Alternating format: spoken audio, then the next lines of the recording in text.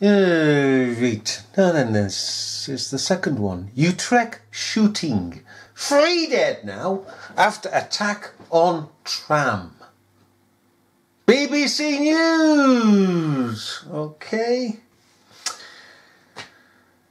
Now then,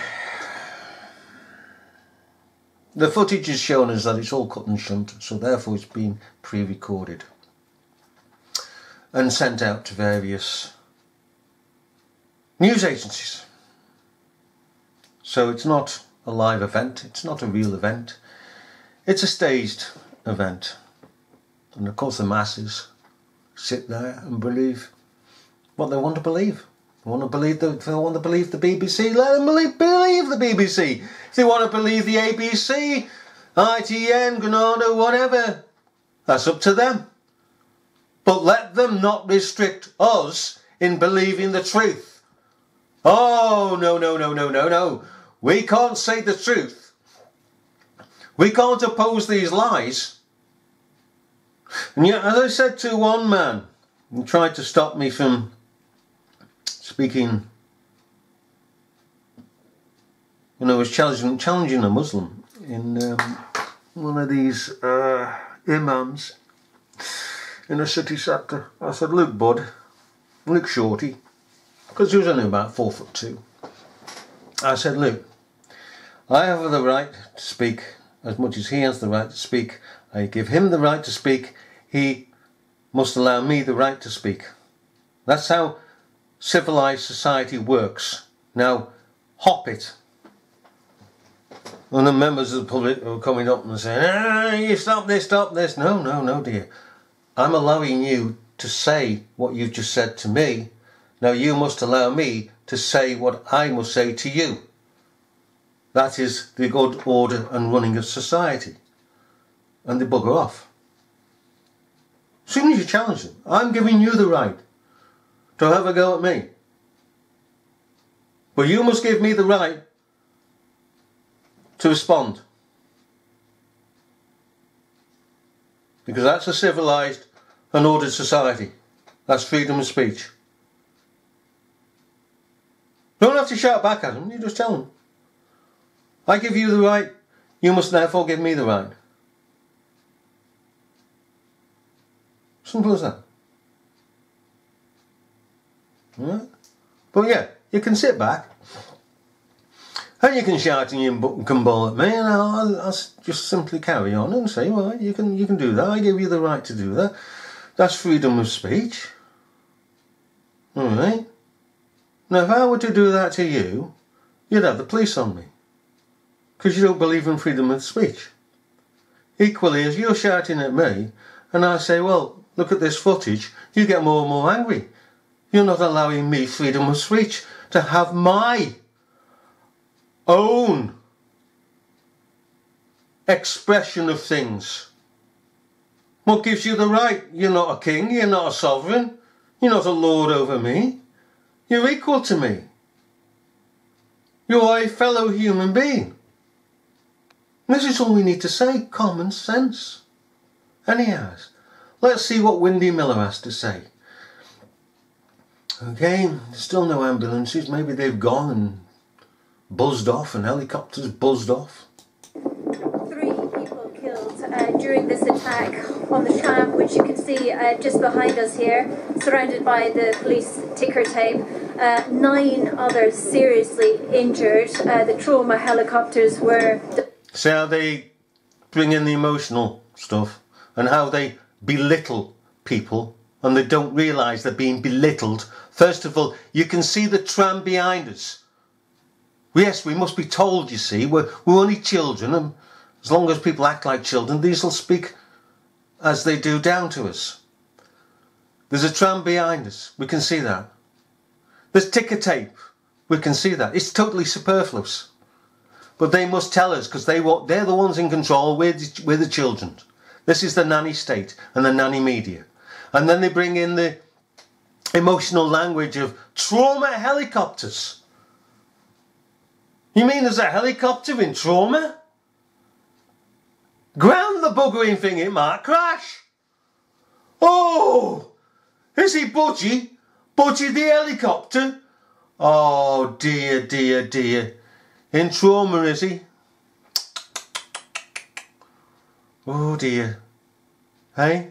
Deployed immediately. We're hearing more now about the suspect here, a Turkish-born man, 37 years old. Wow. There are reports he has had some dealings with the police in the past, but none of them appear to have been terror-related.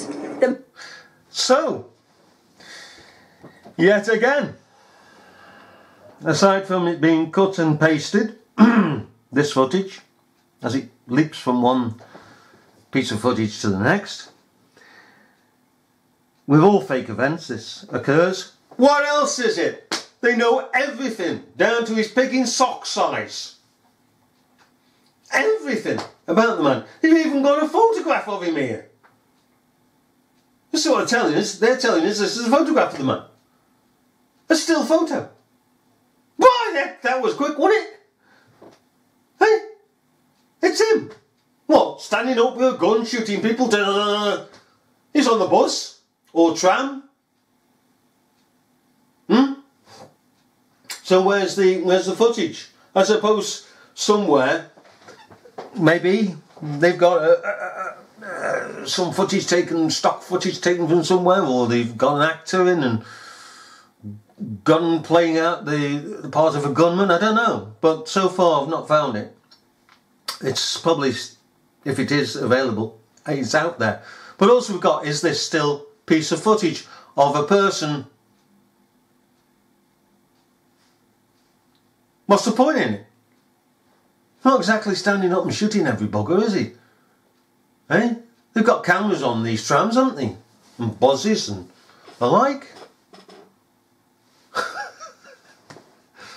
But they know everything about him, even down to his address, his age, where he comes from, instantly. Hey. Manhunt is still underway here. There's a constant buzz of helicopters overhead. Really? The terror threat level here in Utrecht has been raised. There's a... You see the lies that come out of the gob of these people? That there's helicopters flying around, is there? Can we hear them? Eh? Let's go back some. Alright, I think that's about far enough. Let's see if we can hear helicopters in trauma. During this attack on the tram, which you can see just behind us here, surrounded by the police ticker tape, 9 others seriously injured. The trauma helicopters were deployed immediately. We're hearing more now about the suspect here, a Turkish-born man, 37 years old. There are reports he has had some dealings with the police in the past, but none of them appear to... How can you actually get cobbled this together? There's no helicopters, there's none, is there? There's no whirlybirds up there whirling around. But there's that banging, isn't there? Somebody got a tin leg or something and they're just playing on it. But it's still there, and her voice is still there, and this has been slid in, so it's pre-recorded.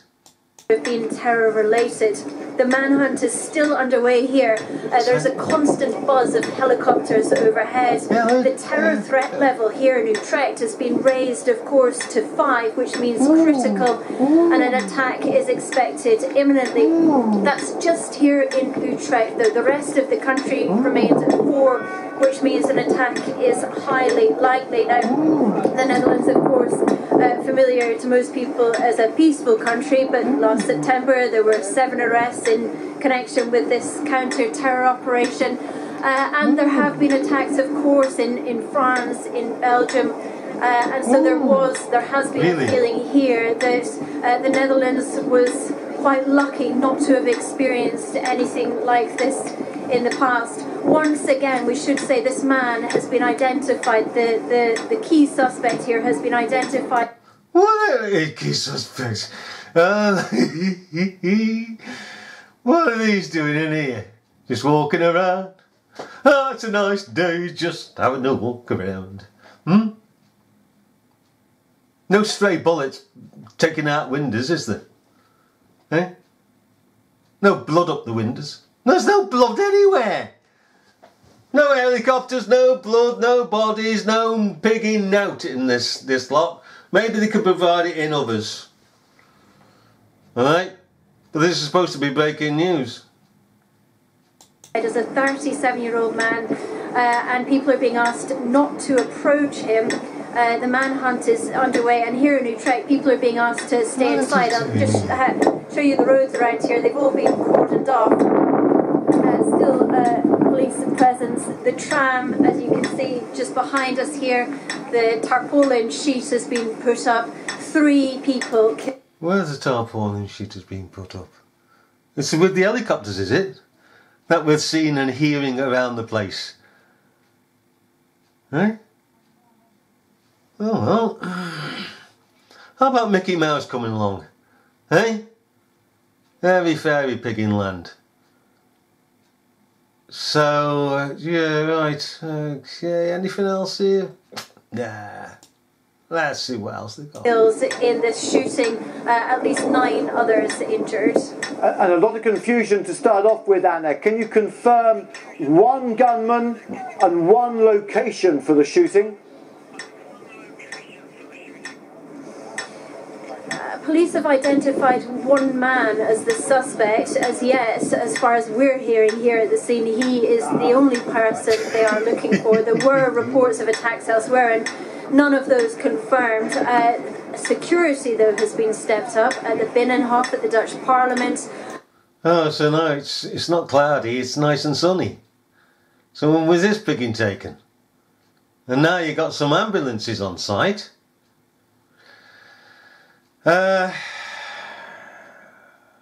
This is across the road, so are they saying, what the hell is going on here?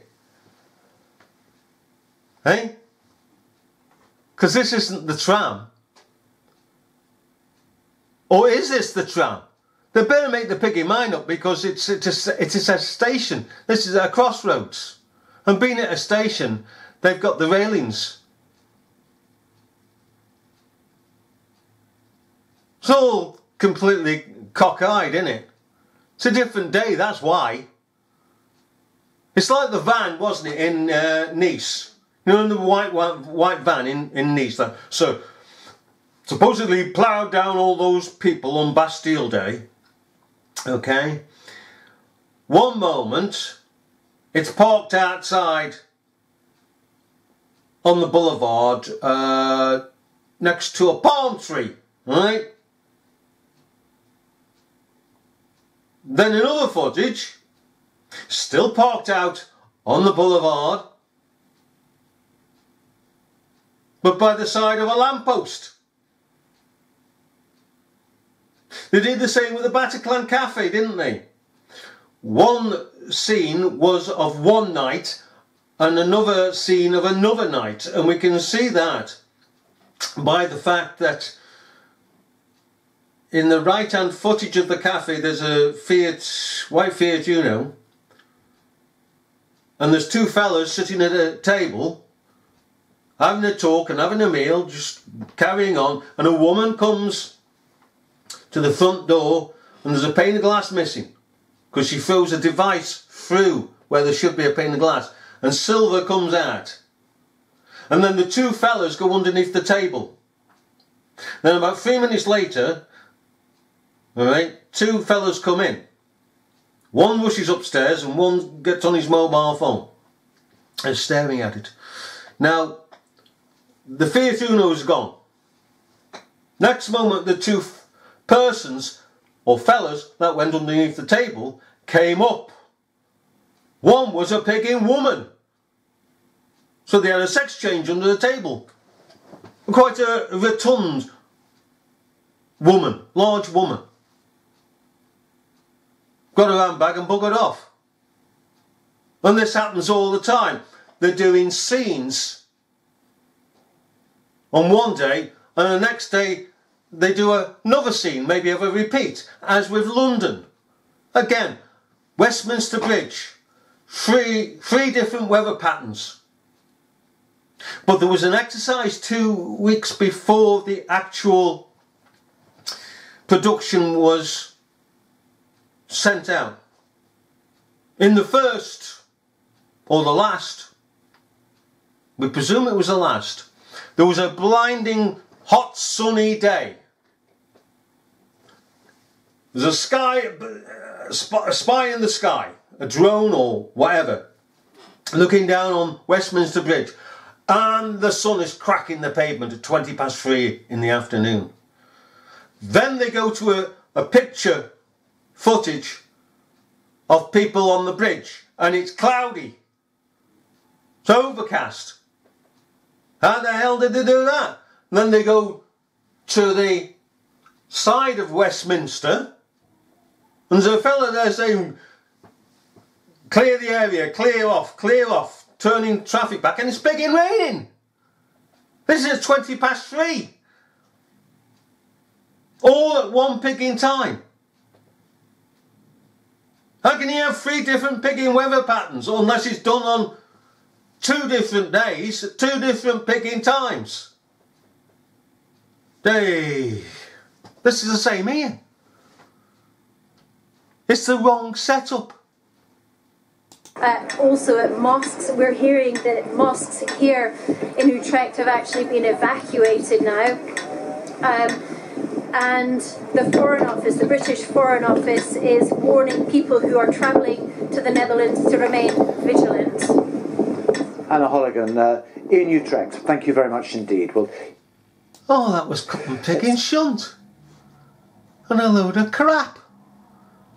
Oh, I despair.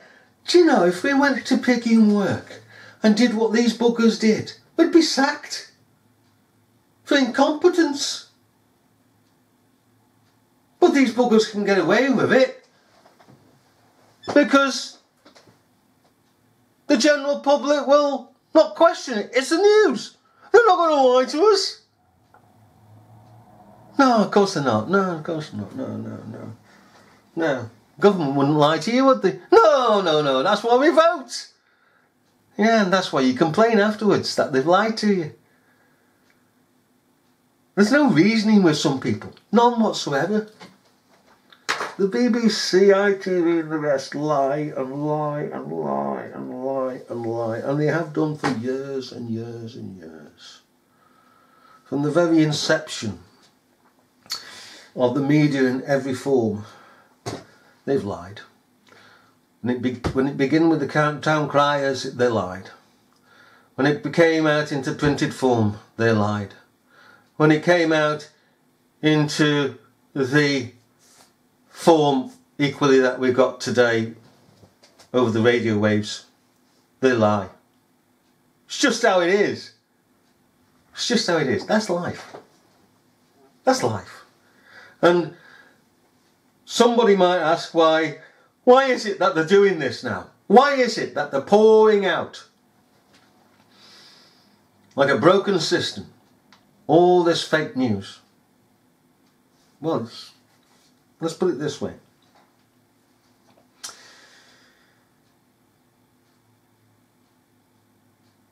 The Soviet Union's gone. The USSR has gone. The Cold War, therefore, is over.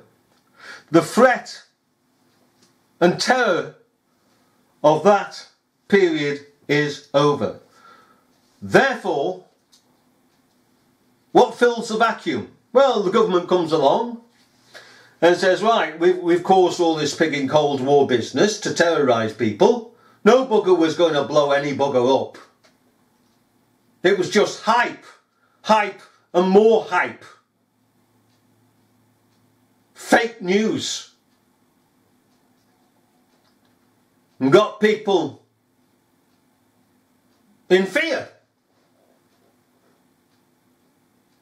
of the actuality of a third war called the Cold War, in the sense that bullets would be fired and bombs would be fired and the rest of it, all right? But once that's gone, what next? Government turns around and says, oh, let's have general terrorism. Go on, let's have some general terrorism. And what does Hollywood do? It goes from the James Bond and Smirch and every other Rusky film setup to terrorism. So now we got terrorism. Now what happens tomorrow, say, when terrorism goes past its sell-by date? What they're going to replace it with? They will replace it with something. But I have a feeling that this terrorism is the last ditched effort of governments to create a one world government, as they tried to do with the Soviets, the USSR, to get people gathered together. They're playing us. They're playing us, and I've yet to see the fullness of ISIS to come back. She's pigging on, you know, for too pigging long now. But I'm glad in a sense that ISIS has been on holiday for all this time, because hang on, what the fuck? She's back. ISIS is back. Oh, go on, bud, go get 'em.